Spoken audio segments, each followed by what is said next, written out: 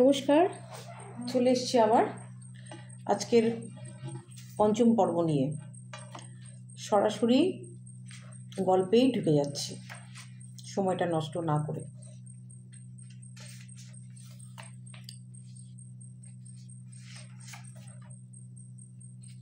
আমরা এর আগের পর্বে পড়েছিলাম যে রাত 2টোর ঘন্টা ঢং ঢং করে বাজছে ঘড়িতে, আর সৌনকও টলতে টলতে কোনো রকমে বেডরুমে পৌঁছায়। এরপর মোহিনী রুবের রাত 8:30টায় এসে নবীনের ফ্ল্যাটের নিচে দাঁড়ায়। নবীন পর্দা সরিয়ে দেখল মোহিনী সাদা মারুতি থেকে নামছে। কলিং বেলে হাত রাখার আগেই দরজা খুলে দেয় নবীন। আরে, তুমি বাড়িতে যে? প্যাক আপ হয়ে গেছে আজ? হ্যাঁ। মোহিনী ধপ করে সোফায় বসে নবীনের বুকে এলিয়ে পড়ল। নবীন সবে একটা সিগারেট ধরিয়েছিল। মুখটা পেছন দিকে হেলিয়ে মোহিনীকে একটু কাছে টানল। মোহিনী কিছুক্ষণ বুকের কাছে থিতিয়ে পড়ে থাকল। ওর চুলে বিলি কাটতে কাটতে নবীন একসময় বলল, যাও ফ্রেশ হয়ে এসো, খাবো।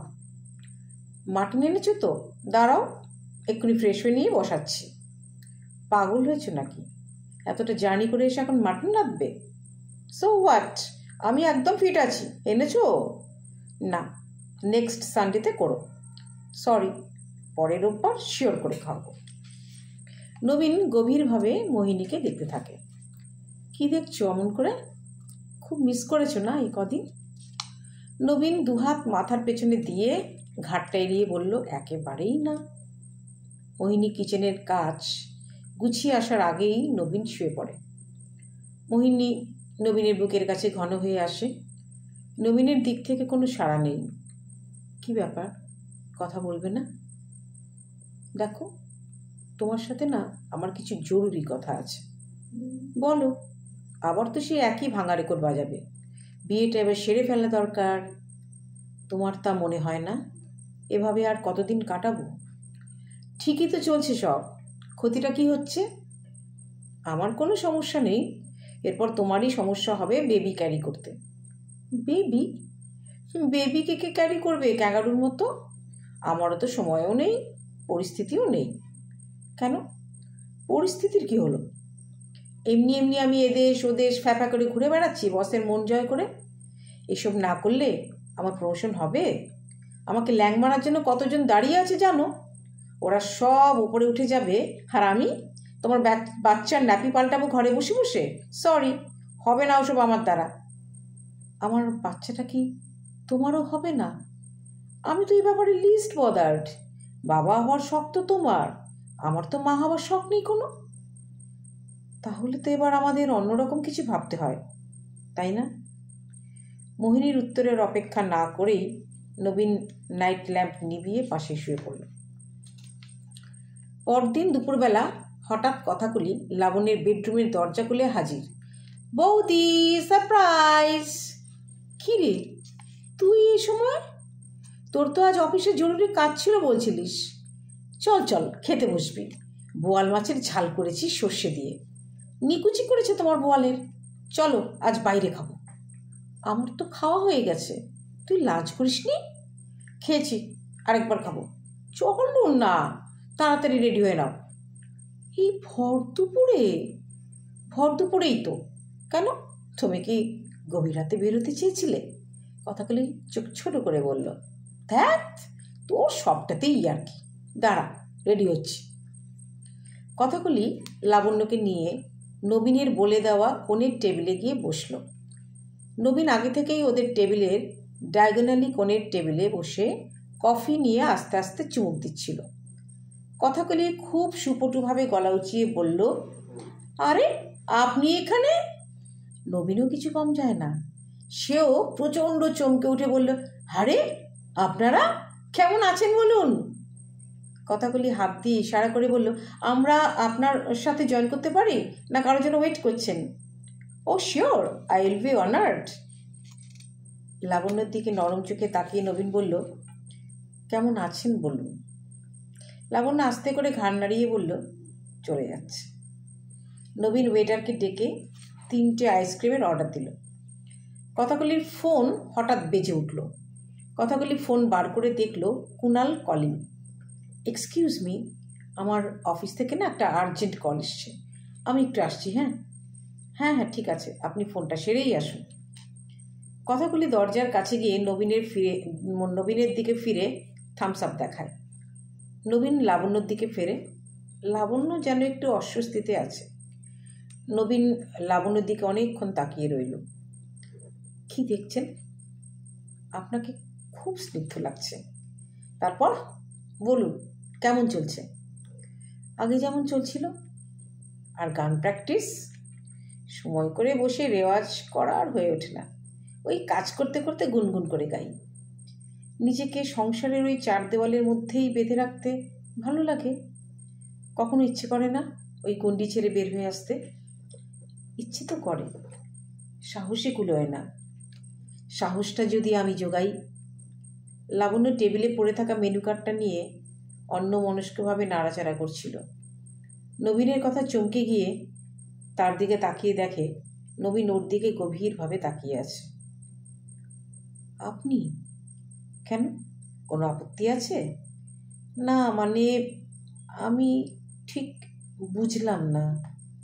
বাইরে তো বের হন না, তাই জানেনও না মেয়েরা নিজেদের কেরিয়ার গোছাবার জন্য কী না করছে, অথচ তাদের সেরকম কোনো যোগ্যতাই নেই। আর আপনার মধ্যে এত ট্যালেন্ট রয়েছে, আপনি তা এইভাবে নষ্ট করবেন? একটু কেয়ার অফ মিস্টার চ্যাটার্জি থেকে বের হয়ে শুধুমাত্র লাবণ্য চ্যাটার্জি হয়ে উঠুন না প্লিজ, একটু চেষ্টা তো করুন। এভাবে কেউ কখনো তো ভাবায়নি। অনেকটা সময় পেরিয়ে গেছে। পেছনের দিকে তাকাবেন না, সামনের দিকে তাকান। আপনার ফিউচার আপনাকে ওয়েলকাম করছে, তাকে অ্যাকসেপ্ট করতে শিখুন। করলাম। নবীন লাবণ্যর সামনে হাত বাড়িয়ে বলল, তাহলে কথা দিন অডিশনে আসবেন। নবীনের হাতের উপর হাত রাখল লাবণ্য। কথা দিলাম, আসব। হাতটা যখন সাহস করে একবার ধরেছেন, দেখবেন ঠকবেন না। এটা এক বন্ধুর প্রতিশ্রুতি। লাবণ্য চুপ করে নবীনের দিকে তাকিয়ে রইল। কথাগুলি হঠাৎ করে এসে হই হই করে বলল, কই আইসক্রিম এলো? ততক্ষণে টেবিলে আইসক্রিম চলে এসেছে। কিছুক্ষণ টুকটাক কথাবার্তা হবার পর এবার সবাই উঠে দাঁড়ালো। দরজা খুলে লাবণ্য বের হতে গেলেই পেছন থেকে ঘাড়ের কাছে মুখ এনে নবীন কানে কানে বলল, আমি অপেক্ষায় রইলাম কিন্তু। নবীনের গরম নিঃশ্বাসে লাবণ্য সমস্ত শরীর শিউরে উঠল। লাবণ্য কোনো মতে ঘাড় ঘুরিয়ে বলল, আসব। রাতে সৌনক ঘরে ফিরে দেখে লাবণ্য আগেই শুয়ে পড়েছে। কি ব্যাপার, ঘুমিয়ে পড়েছে যে? লাবণ্য চুপ করেই শুয়ে থাকলো। আমি কিন্তু জানি তুমি ঘুমোওনি। কাল রাতের জন্য সরি, আসলে হিসেব ছিল না, একটু বেশিই খাওয়া হয়ে গেছিল। লাবণ্যর দিক থেকে তবু কোনো সাড়া নেই। সৌনক এক ঝটকায় লাবণ্যকে ফেরাতেই দেখে চোখে জল। আমি বললাম তো সরি, কাঁদছো কেন? চলো আজ সেলিব্রেট করি। সব দিনেই সেলিব্রেশন হয় না। প্রত্যেকের জীবনেই এক একটা বিশেষ দিন থাকে সেলিব্রেশনের জন্য। যেদিন যায় যায়, সেটা আর ফেরানো যায় না। সৌনকের চোখ জ্বলে ওঠে। পাখির মুখে এত বুলি ফুটলো কবে? আমি তোমার হাজব্যান্ড, আমি যেদিন চাইবো সেদিনই তোমায় শরীরটা দিতে হবে। আচ্ছা, জুলুমবাজি বাড়ি তো, শুধু শরীরটা পেলেই হবে? মন না পেলেও চলবে তো? সৌনক লাবণ্যের চোয়ালটা শক্ত করে চেপে ধরে চিবিয়ে বলে, ওসব মন টোন আমার কাছে কোনো ফ্যাক্টরি নয়, আমার কাছে শরীরই আসল। আমার কাছে দুটোই সমান জরুরি। তাই নাকি? স্পর্ধাটা দেখছি বেড়েই চলেছে দিনে দিনে। এত সাহস তো তোমার আগে ছিল না। কে জোগাচ্ছে সাহস? কাউকে জুটিয়েছ নাকি? যদি জুটিয়েও থাকি, তার জন্যও তুমি দায়ী। আরে সাল্লাহ, হ্যাঁ, যত দোষ নন্দ ঘোষ। বড় বড় বাদ বলা না খুব সোজা। হ্যাঁ, এক পয়সা রোজগারের তো মুরদ নেই। এখন এই মুহূর্তে যদি ঘাড় ধাক্কা দিয়ে বের করে দিই, খাওয়া জুটবে তোমার? যোগ্যতা আছে কিছু? যোগ্যতা তোমরা দেখাতে দিলে কই? সবই তো কিচেনে স্পয়েলড হয়ে গেল। আমরা মানে? তুমি মাকে এর মধ্যে টানছো? তোমার সাহস তো কম নয়। তোমার এই গলা আমি... হঠাৎই দরজায় নব ঘুরিয়ে কথাগুলি ঢোকে। আমি কিন্তু আজ আছি রে। এই তুই এখান থেকে যা, আমার ওর সাথে অনেক হিসেব নিকেশ বাকি আছে। খবরদার দাদা, বৌদির গায়ে হাত দেওয়ার চেষ্টাও যদি করিস না, আমি আমি তোর হাত মুচড়ে দেব, ভুলে যাবো জানিস যে আমরা একই মায়ের সন্তান। এরপর লাবণ্যর দিকে তাকিয়ে বলল, চলো বৌদি, এই নরকে আর এক মুহূর্ত নয়, এবার কিন্তু সত্যিই এই লোকটাকে জবাব দেবার সময় হয়েছে। সৌনক শাসিয়ে উঠল, হ্যাঁ হ্যাঁ, যাও যাও যাও, দেখি কোথায় 4টি ভাত জোটে। দেখিস ভাত জোটে কিনা। মধ্যমা আর বৃদ্ধাঙ্গুষ্ঠ দিয়ে তুলি মেরে বলল, তোকে আজ চ্যালেঞ্জটা দিয়ে গেলাম। রাবিশ! সৌনক হনহন করে দরজাটা হাট করে খুলে দিয়ে বলল, যাও, আমি নিজে আমাদের বেডরুমের দরজা খুলে দিলাম। বাট রিমেম্বার ওয়ান থিং, একবার বের হলে কিন্তু এই রুমের দরজা চিরদিনের মতো বন্ধ হয়ে যাবে, ভেবে দেখো। বেডরুম না মাই ফুট, আমি হলে অনেকদিন আগেই তোর এই বেডরুমের দরজা লাথি মেরে বেরিয়ে যেতাম। চলো বৌদি, চলো। লাবণ্য জল ভরা চোখে সৌনকের দিকে তাকায়। কথাগুলি হাত ধরে টানতে টানতে লাবণ্যকে বাইরে নিয়ে এসে পা দিয়ে দরজাটা ঠেলে দেয়। লাবণ্য ফোপাতে শুরু করে, তুই এটা কি করলি কথা? আমি আমার ঘর, স্বামী, সংসার সব ফেলে কোথায় যাব? আমার কাছে যাবে, আমার কাছে থাকবে, এখানে নয় বৌদি। এই জায়গাটা, এই ঘরটা, ওই লোকটা তোমার জন্য নয়। বিশ্বাস করো, আমি তোমার ননদ, তাও বলছি এই জীবনটা তোমার জন্য নয়। তোমার আরও অনেক সম্মান, ভালোবাসা, মর্যাদা পাওয়া উচিত ছিল। লাবণ্য কথাগুলি হাতটা ধরে বলে, এইভাবে তো কখনো ভাবিনি রে। এখন থেকে ভাবতে শেখো, পড়ে পড়ে আর কত মার খাবে? নিশ্চয়ই এর আগেও খেয়েছো। আজ রাতটা ভাগ্যিস আমি এখানে থেকে গেছিলাম।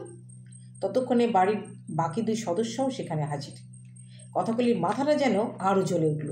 তোমরা জীব না জড় পদার্থ বোঝা মুশকিল।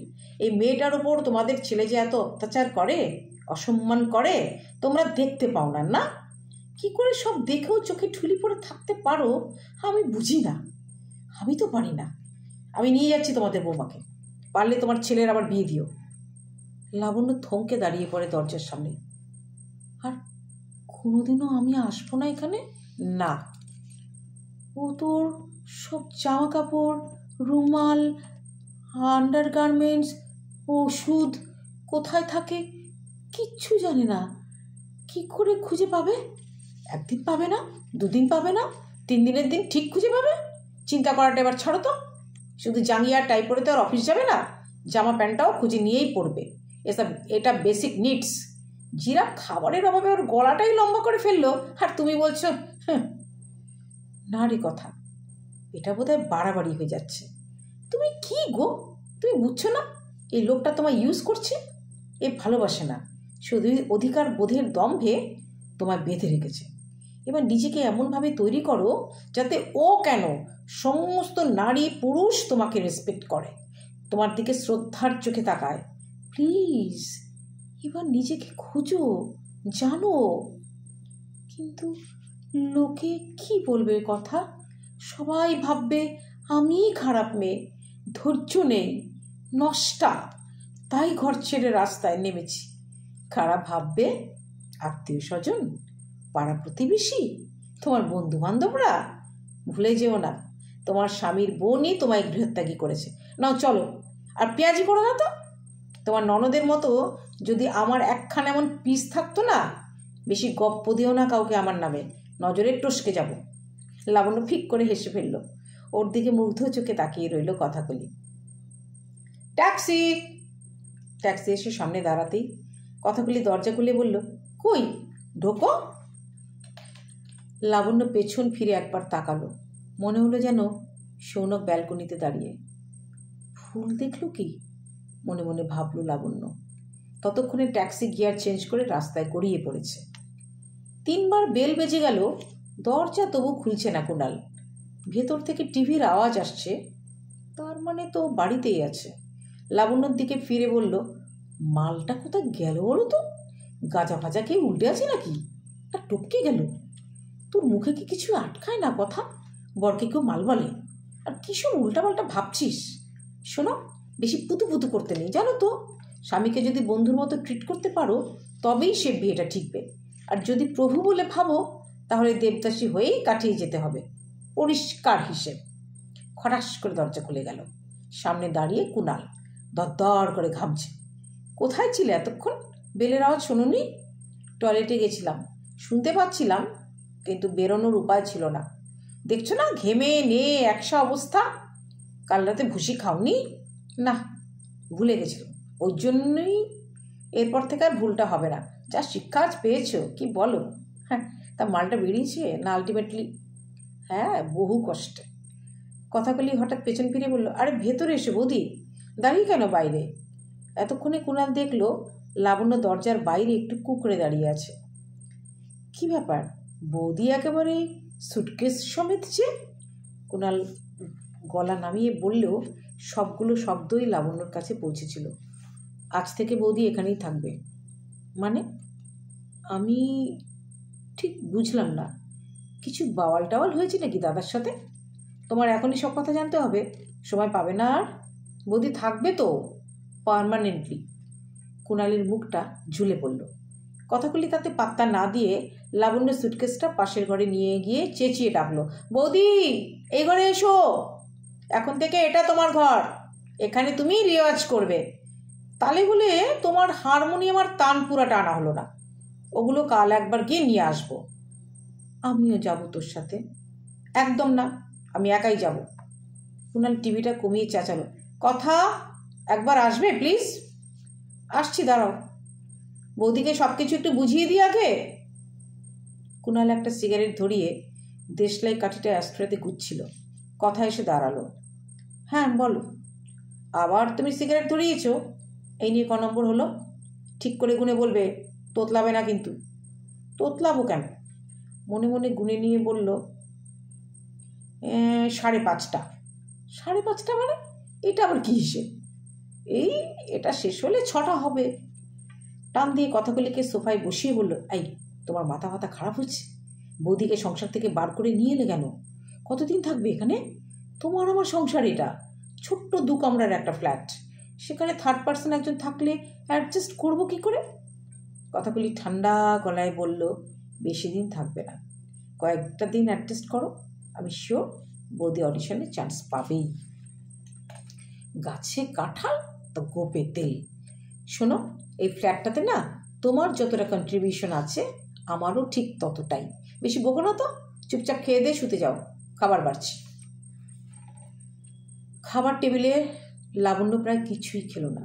কিছুক্ষণ নাড়াচাড়া করে উঠে পড়ল। কুণালের দিকে সরাসরি তাকাতেও যেন অস্বস্তি হতে লাগলো ওর। কথাগুলি টেবিল গুছোতে গুছোতে বলল, বৌদি তাড়াতাড়ি ঘুমিয়ে পড়ো, কাল সকাল সকাল আমরা কিন্তু বের হব। কাল কোথায় বের হব? কথাগুলি সিঙ্কে বাসন চালান করে দিয়ে বলল, অডিশনে। লাবণ্য একটু কেঁপে বলল, আমি পারবো না রে কথা। পারবে, পারতে তোমাকে হবেই। আজ এই পর্যন্তই। গল্প এগোচ্ছে ওর গতিতে। আমি খুব খুশি যে আমার অনেক পুরুষ শ্রোতাও এই গল্প শুনতে আগ্রহ দেখাচ্ছেন। আমার কাছে সেরকমই খবর আসছে। তো আপনারা শুনতে থাকুন। আজ এ পর্যন্তই। নমস্কার, শুভরাত্রি।